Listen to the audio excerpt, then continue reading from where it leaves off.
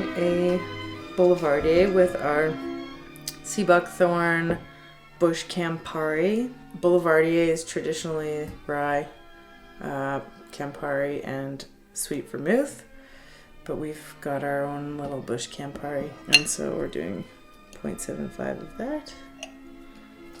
The sweet vermouth obviously has sweetness, so we don't want to go bonkers. A little bit of the sweet vermouth. And if we had, let's say, our camp sweet vermouth, that would probably be not the worst ever, because vermouth is actually extremely easy to make. It's as easy as 1, 2, 3.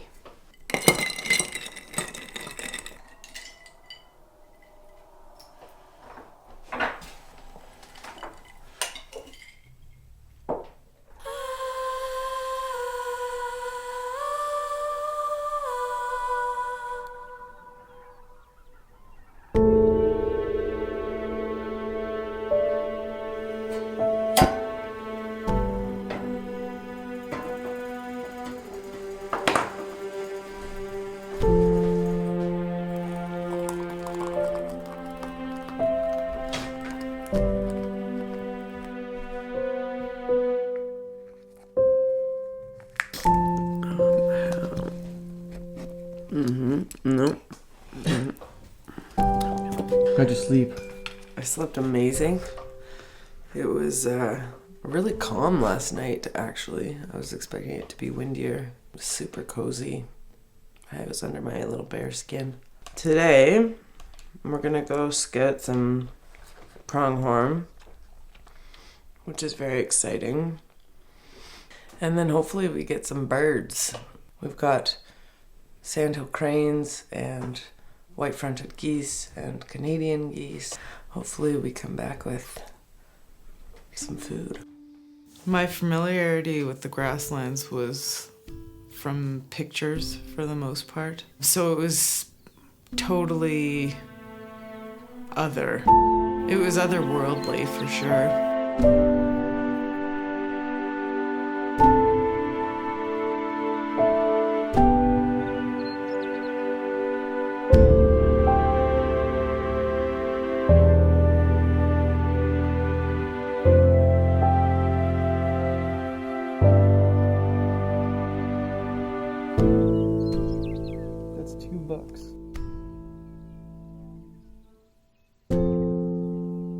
In all honesty, the grasslands is one of those that maybe requires a bit of hand-holding. At first glance, it's austere and stark and not exactly welcoming, but when you start digging down and stop and look around, it's just so packed full of wildlife and cool experiences and interactions with nature that it's long been one of my favorite places to just kind of play outside.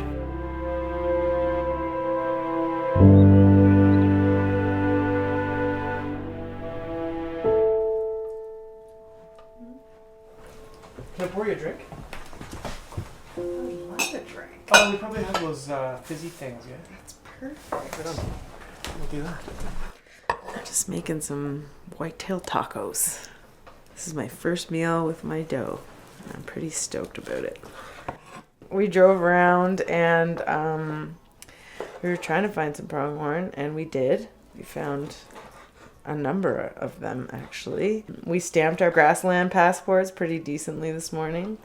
We saw some sandhill cranes. We saw some geese. We saw lots of exciting things. That was so fun. I think over the years, we've just gotten better at the staff meal thing, the day-to-day. We used to be out here to explore, a plate of cool wild food things. That was kind of the objective of the show, and then over time it really became kind of that every meal was interesting and fun and explorative.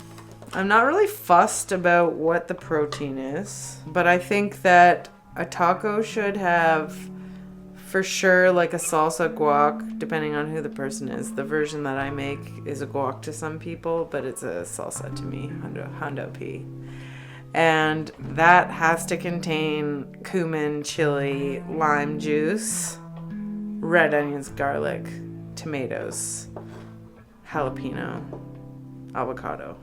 That's base, like step one taco.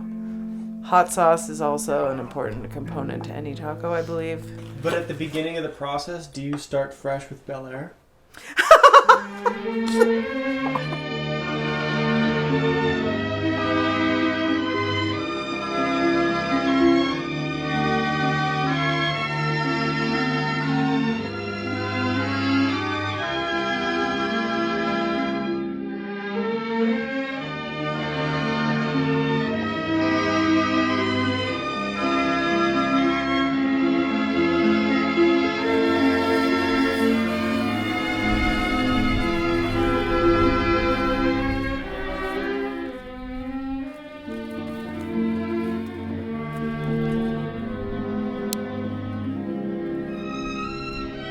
I asked one of my mentors, Robert Rogers, about grasslands plants because I didn't really know much, to be honest. I knew there was wild sages down there and there was some cactus that we haven't yet played with. But on the whole, just kind of a big blind spot. One of the plants he mentioned to me along the way was Salicornia rubra, actually related to sea asparagus, also a salicornia. I think maritima. I mean, the fact that you have an ocean plant that I was familiar with and that lots of people know, and that there's an analog, and not just an analog, but like a relative that lives in the salt flats or the alkaline flats of the prairies, just blew my mind. It is salty like it's from the sea, and that was just like, what? Where are we? What is happening? What is this place? The soil's like right underneath it. We're harvesting the mineral saline crystals that are sitting on top of the soil here. We're gonna try and incorporate it into the bar somehow. Perhaps make a mineral saline solution. It's also windy. I wasn't sure if like fingers were better, but you can't take it at its face value. You wouldn't look at that salt pan with those weird red crunchy things that cattle and farmers just plow over on a daily basis, and it's just there. It's a thing that's just there. But you wouldn't think, I want to eat that. So I think there's like a little bit of like out of the box thinking that is required.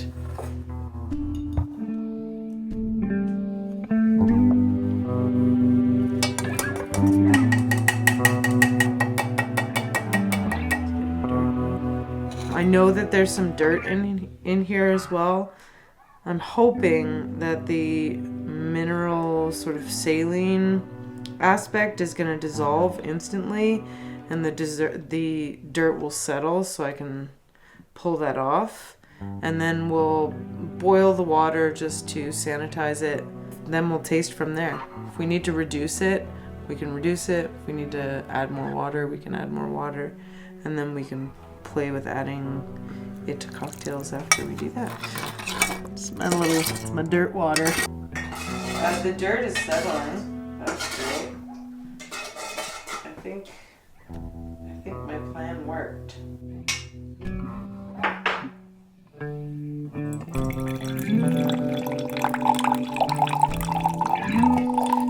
It's exactly the color I want my martini. And I'll let this settle, because I have a feeling if we just let this sit, it's going to settle even more, and then I'll strain it off again. Please don't get sick.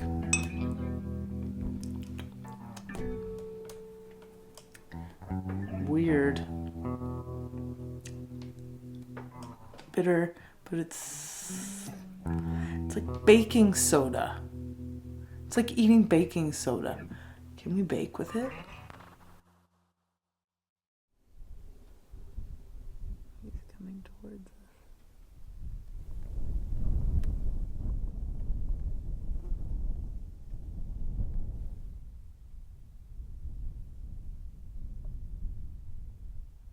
When you picked me up at the airport, the first time I came, there were geese in your trunk, and we had to navigate my bags around your geese because you had just come from a shoot, and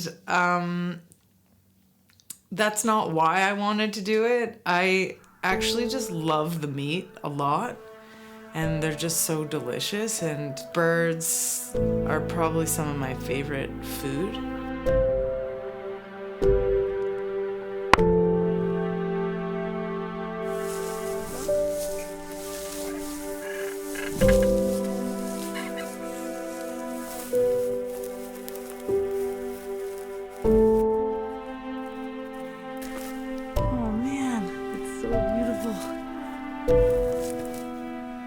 I'd never seen a white-fronted goose. And to see them up close was like really humbling. They're so beautiful.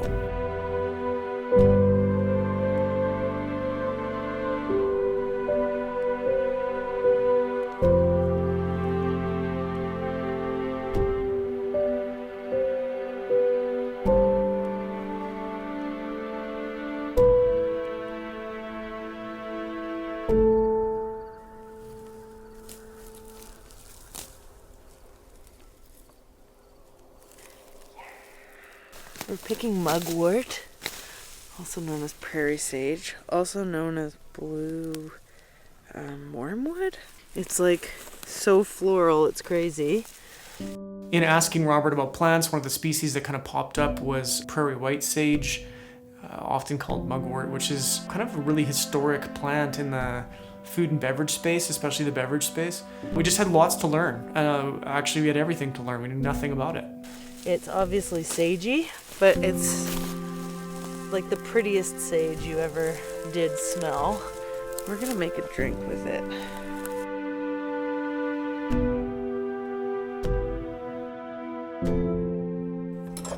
I'm making a black walnut old fashioned. I'm gonna strain it neat in our glass because we're gonna kill a pronghorn tomorrow and we need all the ice, so.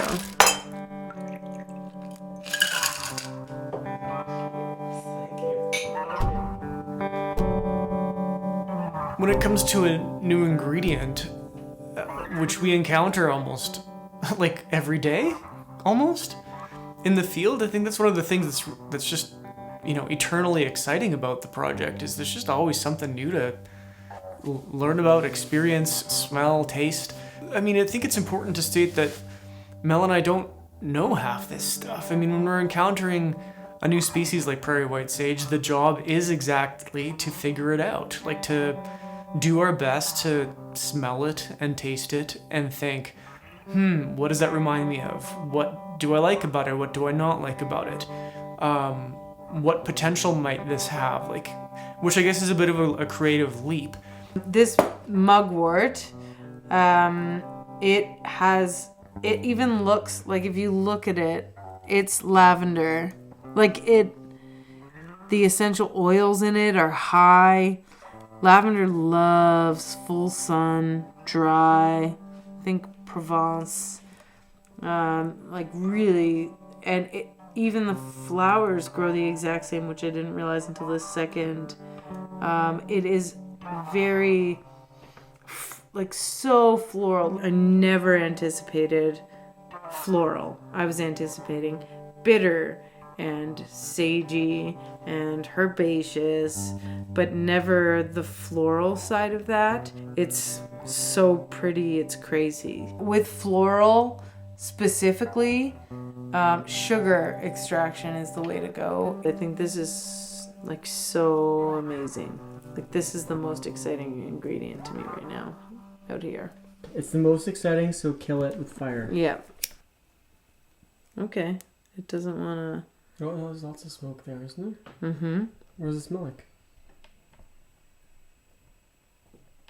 Cigarettes.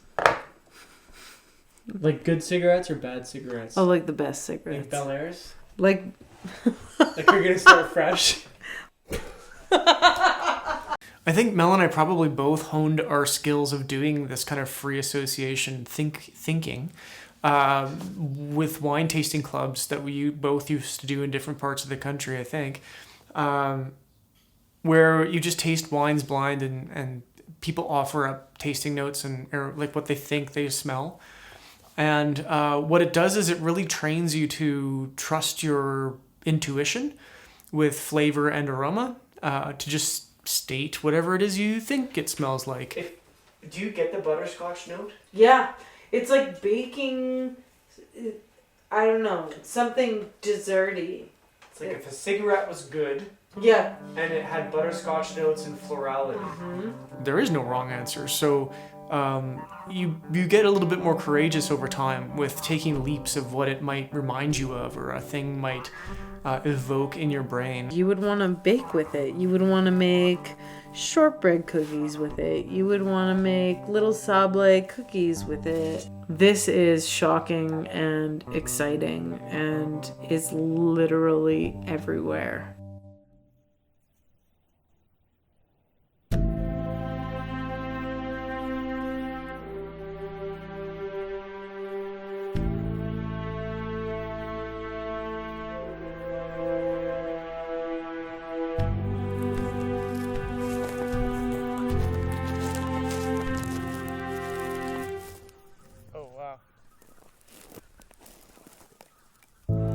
So the big day had come. 12 years of putting my name in for a draw, and I had a buck pronghorn on the ground. One of the most fascinating animals that we get to experience and get close to. He's pretty incredible. It's like one of the more beautiful creatures I think I've ever seen. He's totally unreal. Like, he doesn't look like anything from Canada. He looks like he belongs on like an African safari or something. I don't know. He's awesome. That morning it was about 5 above, and it was about to be 20 some above that day. So I got to not just gutting it, but busting it down into a bunch of pieces. Windpipe, esophagus. The esophagus is tiny. Whoa. We assume that our esophagus is this big tube, and it's not. The faster I could break it down, the more surface area, the faster it would cool. 2, it would dry better, drying being an important component of reducing the probability of spoilage. And then lastly, just the real pragmatic piece that we had to get this pronghorn into a cooler to chill it off on ice. Now, I've become a big fan of field butchery. You'll be seeing me doing a lot more of it in the next few years. There's kind of this culture of hauling animals whole, which I don't understand exactly, and then bringing them somewhere not too far away and then breaking them down. It led me to like a logic loop of, why do you have to handle an animal whole to begin with? And the answer was, you don't have to. And there's lots of hunters that don't. Don't get me wrong, I don't think there's a singular approach that's best for field care. And sometimes it'll still make sense for us to haul a whole animal, but on the most part, I'm gonna see if I can bust them down and bring them back in pieces.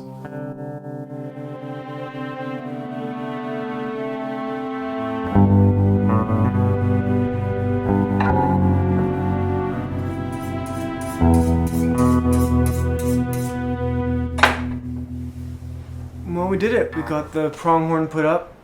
It's all in coolers and on ice, and that's kind of a wrap of what we intended to do down here. I picked a heap more mugwort, weren't joking about how beautiful that stuff was, and just kind of taking a break. It's been a lot of slammy, do a lot of all the things, so everyone's, or me and Mel are both tired. So yeah, there you go, 12 years in, pronghorn opening day done, and all the other explorations we wanted to do done. So one heck of a trip, unbelievable.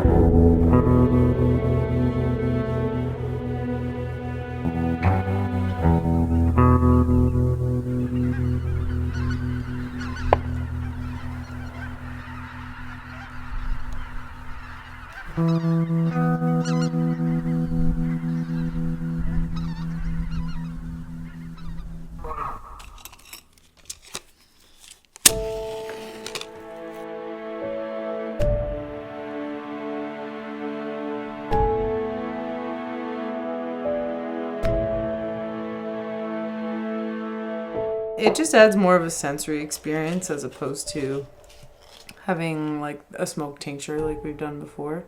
This just kind of coats the glass, so when you stick your nose in it, you'll get like a little waft of smoke. I got my very first white-fronted goose yesterday, and my very second today. But I've only cleaned the one. We thought we didn't want to eat an entire cup of pate tonight, so we're just gonna do the one goose. I grew up eating pate. All my family's from Quebec and then East Coast and France, and so I just grew up eating awful things. That was just a regular thing for us. But those are the things that I love to cook. Are those sort of snacky, sherry. Maybe it's the community aspect too, because those aren't things you really just crush on your own. Liver mush. Your mincing game is good. Oh, thanks, Kevin. So right on the top here is the heart. Underneath here we've got the liver. And then these are like the tips of the breast that were at the wishbone area. And then this is ass fat. There's this beautiful hunk of clean, awesome fat at the base of the breasts right above the tail. We used the wonderful Mr. Sanger's ratio, which is apparently fail-proof. Equal parts liver, meat, fat, and then aromatic thallium acid. And that was it. That's what we did. Mugwort butter. It smells so good. It smells so good.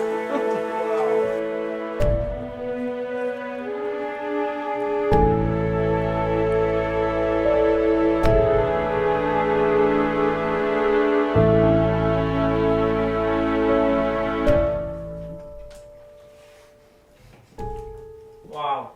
It's good. Why would you ever not eat that? There's no reason. Laziness. That's why. Which is absurd. Amen. Like, it's so Wow. delicate and beautiful and And rich and lovely and great, and there's nothing it's weird extravagant. Mhm. That's what it is.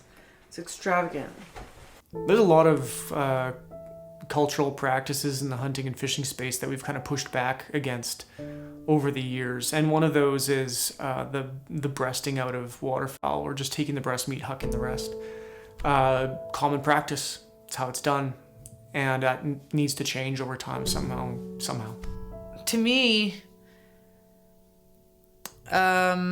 if you're gonna take a life and put yourself through that, which is a lot, like, how could you not respect the thing?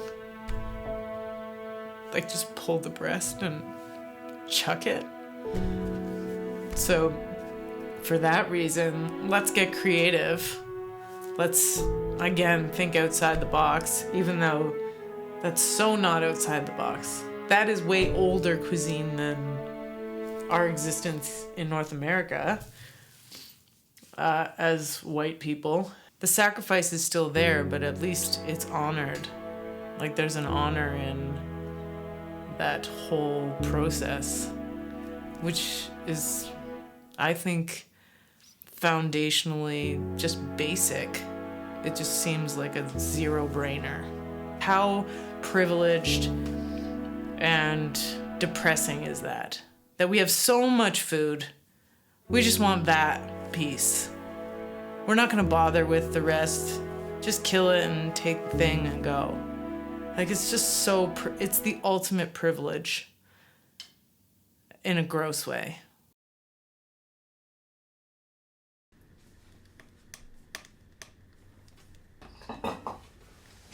So we had the pronghorn on ice, and we're kind of fighting time on getting that properly handled, which meant that we were back at my place, and Mel could then play around with finishing up her grasslands vermouth. And we'd been talking about doing white vermouth And I thought, but if it's bitter, it should probably be a sweet white vermouth, not a dry white vermouth. And so that's what we did. We basically made a tea with some of the wine. We threw in prairie white sage. We threw in some of the sage that was growing where Kevin's pronghorn died. We put in some wormwood. We had some florals from our pineapple weed. It still has some flour, some dried flour.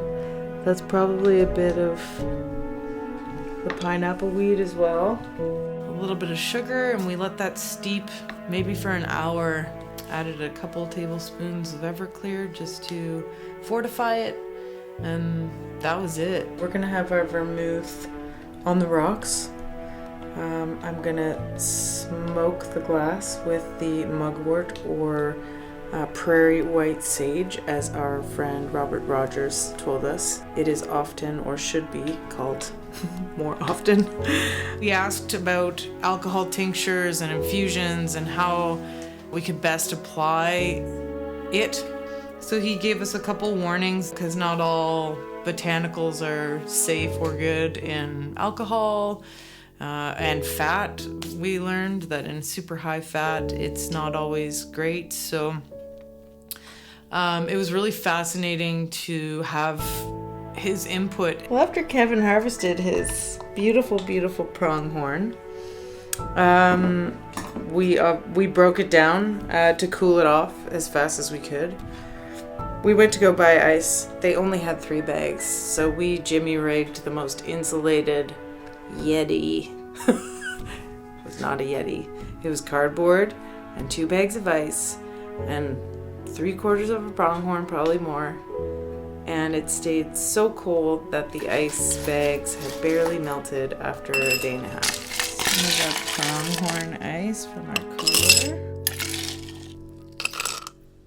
One thing I'm going to add is a bar spoonful of our mineral water, and it's settled almost totally clear. It has a minerality. It's not super salty. So I'm just gonna add a spoon to our glass.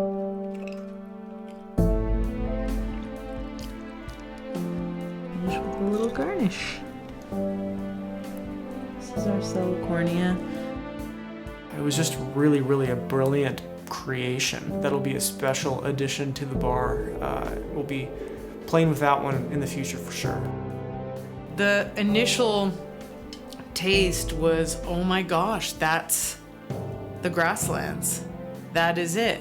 Extremely exciting. You couldn't presume to guess that we would be able to have such an exciting taste of place that we brought with us home after that. Because driving through it, you wouldn't even see it. We've been down in the Grasslands since the beginning of the series, but this particular trip really brought the Grasslands alive for me and really made play an option and fun. To just slow down, take your time, look, try things, just stay curious is like the theme of all of our hangouts. It's just curiosity, positivity, just a little bit.